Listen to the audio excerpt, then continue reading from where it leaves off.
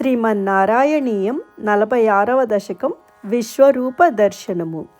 అయి దేవ పురా కిల త్వయి స్వయముత్థానశయే స్తనందయే పరిజృంభణతో వ్యపావృతే వదనే విశ్వమచష్టవల్లవీ పునరప్యథ బాలకైః సమం త్వయి లీలానిరతే జగత్పతే ఫలసంచయ వంచన క్రుధా తవ మృద్భోజనమూచురర్భకాః అయి తే ప్రళయావధౌ విభో క్షితితో యాది సమస్తభక్షిణః మృదుపాశనతో రుజా భవేదితి భీతా జననీ చుకోపసా అయి దుర్వినయాత్మకత్వయా కిము మృత్స్నాబతవస్స భక్షితా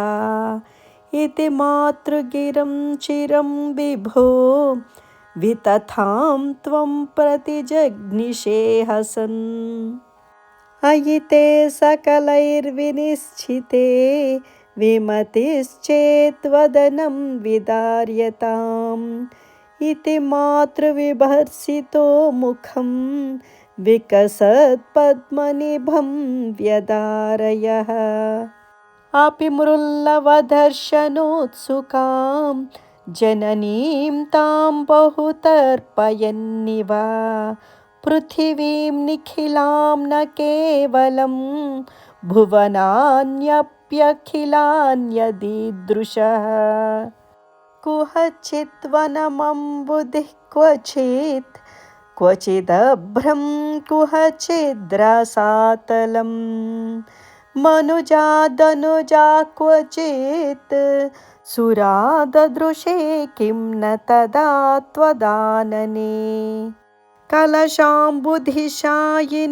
పునః పరవైకుంఠపదాధివాసినం స్వపురశ్చ నిజార్భకాత్మకం కతిథా త్వాం న దదర్శ సాముఖే వికసద్భువనే ముఖోదరే నను భూయోపి తథా విధాననః అనయా స్ఫుటమీక్షితో భవాననవస్తాం జగతాం బతాతనోత్ ధృతతత్వధియం తదా క్షణం జననీం తాం ప్రణయేన మోహయన్ స్తనమంబదిశేత్యుపాసజన్ భగవన్నద్భుత బాల పాహి మాం.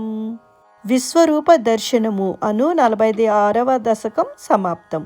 నారాయణ నారాయణ గోవింద శ్రీమన్నారాయణ నారాయణ గోవింద నారాయణ నారాయణ గోవింద లక్ష్మీనారాయణ నారాయణ గోవింద.